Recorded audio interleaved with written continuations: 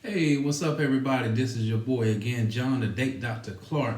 And I'm going to switch the game up this morning, this afternoon, or this evening, or the middle of the night, depending on when you all are watching this video. But, I want to talk about parents. More specific, I want to talk about in laws. So, in reference to you tying a knot, or preparing to tie the knot, or already being in a marriage. So, I guess the question I have for you all is, should you take advice? Should you accept advice from in laws? Should you? How close should you allow them to be close to your relationship? How close should you allow your in-laws to be close to your marriage? And of course, when you look at things from like a biblical, spiritual standpoint. Now, as a disclaimer, I don't attend church, 10 days a week. I'm not a Bible pusher. I'm not very knowledgeable of the word. I know some basic things, so I'm not gonna allow that to be my approach per se. That's what I'm saying. But the Bible kind of talks about learning how to cleave away from parents as you all jump into that threshold of marriage. And the reason being is that, we would have learned quite a bit from each other. We would have accepted advice. We would have accepted wisdom from those prior to jumping the broom, prior to jumping into marriage. So that understanding is more so with the faith and the belief that, we're going to do everything possible to take every bit of wisdom that we've been able to achieve to now work together. Another portion or another direction, another understanding of that is that, it keeps us on being more validated within our own understanding.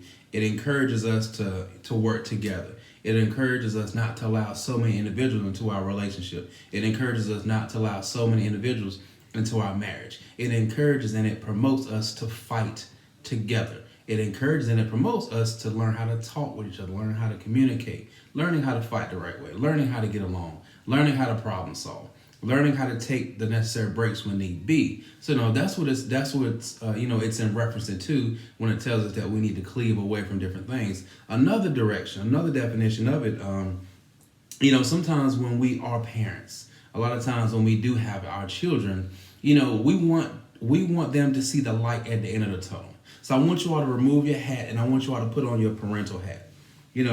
Our role is to do everything possible to make sure our sons, our daughters are safe. The role of a parent is to make sure that our sons and our daughters, line up with somebody that's going to compliment them, not just verbally, but mentally. Not just mentally, but emotionally. Not just emotionally, but spiritually. Not just spiritually, but psychologically. So as a parent, that's what we kind of want to bestow within our children. We want to make sure they're with the right person. We want to make sure that they're financially sound. We want to make sure that they're with someone that can cater to them. That's just more so the role and the understanding, being a stable parent and, wanting the best for their children. So, of course, as the child gets older, it becomes more difficult for a parent. Why is that? Because it makes that child less likely to need us as parents. So what does that do to us as parents? It does a lot to us mentally, emotionally, physically, spiritually, and psychologically, because it's like, dang, I birthed them, I raised them, they depended on me for years, and I want that necessity, I want that feeling from them. So the older that they get, they tend to decrease the amount of time that they need from us. They tend to decrease that need from us. So of course it bothers us. So what do we do as parents when those type of things begin to vanish away from us? What do we do as parents when we realize that our children don't really need us as much or as often? Sometimes we may try to overcompensate. We may try to indulge in different things. We may try to get inside a person's business, not with negative intentions or bad intentions to disrupt or destroy, but sometimes we want to fill that gap. Sometimes as parents, we want to fill that void to say, hey, this is my child. I don't want anything to happen to them. So, that's an instinct. That's a second nature for a parent. So it's kind of hard to fault many parents for doing those things. But then again, we have to fault certain parents for doing those things because sometimes as parents, we may not have the bad intentions, but sometimes how it looks can definitely destroy and can definitely overtake. It can definitely conquer, what our now grown, adult, mature, like us children are doing. So as a parent, we have to be very mindful about that. So I know sometimes as parents, we frown upon what it may say in the Bible about they have to cleave from us.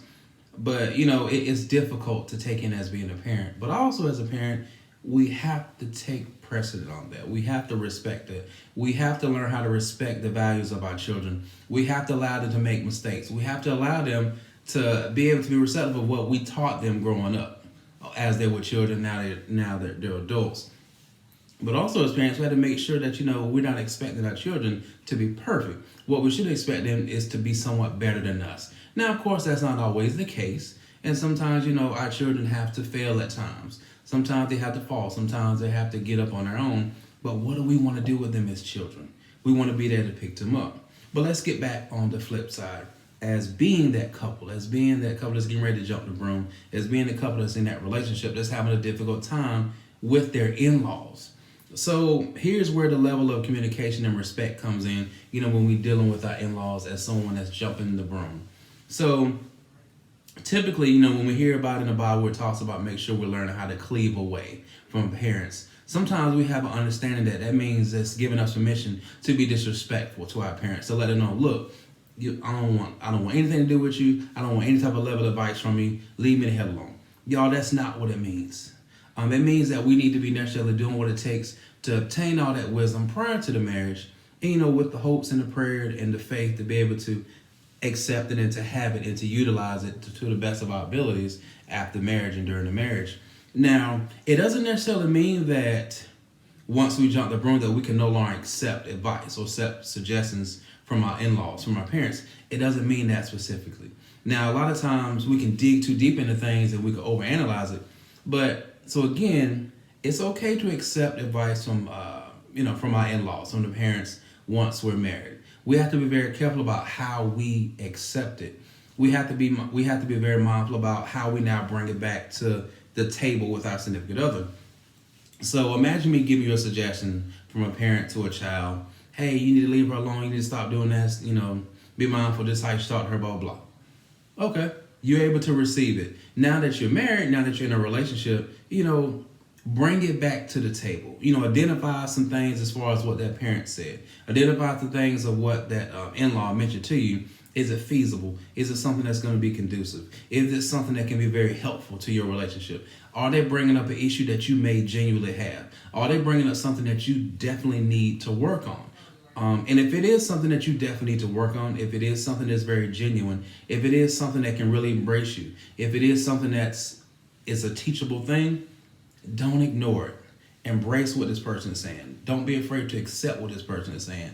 Take it in, acknowledge it, accept it, receive it, have faith in it, pray about it. Those are some of the things that we need to start doing. So it kind of goes with the question, what level of advice that we should be willing to take from the in-laws? Should we take advice from the in-laws? If it's in reference to what I just mentioned, why not? Yes, don't ignore it. Whether you got a ring on your finger or not, whether you're in a friendship, situationship, relationship, or marriage, most importantly, if it's helpful for you, if it's conducive to you, yes, trust and believe, please accept it. Now, what if we're outside of the marriage? What if we are married? What if we're in a relationship? What if we're not? What if we're still dating? What if it's a level of advice that's not conducive to you? What if it feels like it's hate? Now, there's a difference between something that feels like it's hate versus something that's truthful that you don't feel like hearing. Now, if it's something that's truthful, you just don't feel like hearing, you want to ignore it, then that's your fault for ignoring it. And whether you got a ring on your finger or not, you're still not going to be as receptive of it, and you must do better. So what if it's hate? How exactly does hate look? Hate appears to be very negative. Hate is something that person doesn't have the ability or the willingness or the willpower to want to give it to you as a level of inspiration.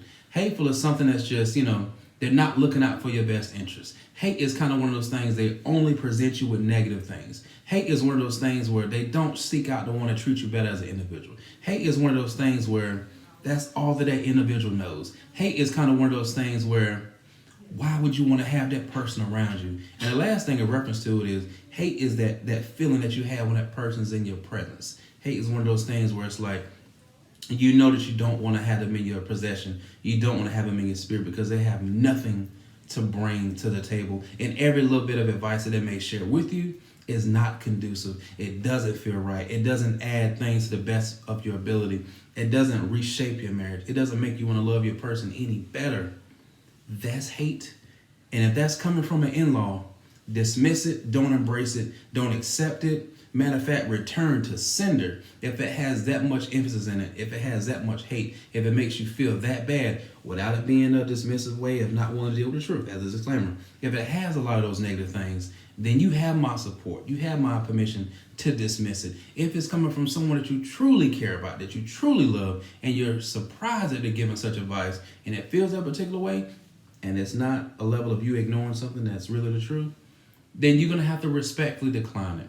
And here's how it sounds. Hey, I thank you for, trying to, give me some suggestions, give me some advice.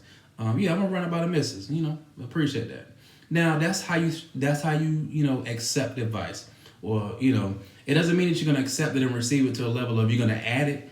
What you're doing is you're just kind of hearing that person out. You're receiving it. Doesn't mean you're gonna embrace it. Doesn't mean you're gonna accept it into your life. Doesn't mean you're gonna pray about it. Doesn't mean you're gonna have a lot of faith in it. Sometimes when we respect someone well enough that we care about them, that we love them, sometimes we're not gonna say those things that's gonna negatively dismiss everything that they're saying that we hate them. All it is, hey man, thank you for that. I'm gonna run about the missus. We'll kind of see how it goes. And deep down, you're probably not gonna accept it. But that's what you would more so say to someone that you truly don't care about. And that's just it, because you got to have that relationship with them. Now, you may not ever want to consider advice from them, but if it's a person you respect and you love and you care for them, there's a way you can kind of dismiss it while also being respectful. Because there's other ways that you may possibly dismiss things from like an enemy standpoint, that someone that just doesn't have any best value within your marriage or relationship. And the way that would sound is, hey man, no thank you. Appreciate you giving that advice, but at this time, man, I appreciate it, but no thank you. That's just kind of one of those things. And also on the flip side, that's not as hurtful to say to a person that you truly care about and you truly love. So I'll be willing to throw out two options for you in reference to the person that you truly care about. Hey man, yeah, I appreciate you giving that advice, man, but no thank you at this moment.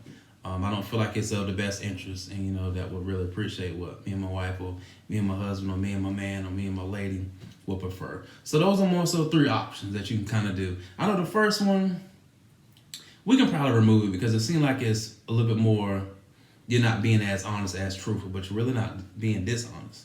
So never be afraid to, let a person, hey man, I appreciate it, but no thank you. I don't think that's going to be of great value for my marriage or my relationship, so I'm going to pass on it. But hey, cool, dap it up, boom. So those are kind of things that we need to be mindful of. So as a recap of my video, y'all, it's kind of focusing on should we accept advice from our in-laws? And of course, I would say it really depends on the type of advice that they're trying to give us. We have to be very mindful of those particular things. And if we're not, mindful of that, we're going to accept, we're going to embrace, we're going to allow too much negativity into our spirit, into our physical, into our mental, into our emotional, into our psyche, and then it's going to cause too much turmoil. And if you're willing to accept what an individual has to offer, don't be afraid to present it to the table with your significant other. Don't be afraid to do that. And the way you do it is you say, hey, babe, blah, blah, blah, gave us this level of information earlier. What do you think about it? That's one step. If it's something that they're trying to offer just solely for you, embrace it. If it's something that can help you, encourage that person to try to help you dialogue about it. Allow that person to see if they can teach you to really allow it to embrace who you are as an individual. See if they can teach you how to learn and be able to apply it. So outside of that, y'all, be mindful about the type of advice that you accept from your in-laws. Not everybody has your best interest. And if they don't have your best interest, respect them enough to say, no, thank you, I appreciate it. I don't feel like that's going to be beneficial for us. You don't have to accept anything that's given to you. Whether they created you, whether they prayed for you, whether they've been there, hand and foot. It's your relationship, it's yourself, it's your individual, it's your marriage. Be mindful about what you accept, no matter who it's coming from. All right, y'all be safe out there. Have a good one. Feel free to like, share. Feel free to subscribe to my YouTube channel. Look it up at the Date Doctor. So that's THE space DATEDOCTA. All right, y'all, be safe out there. Have a good one.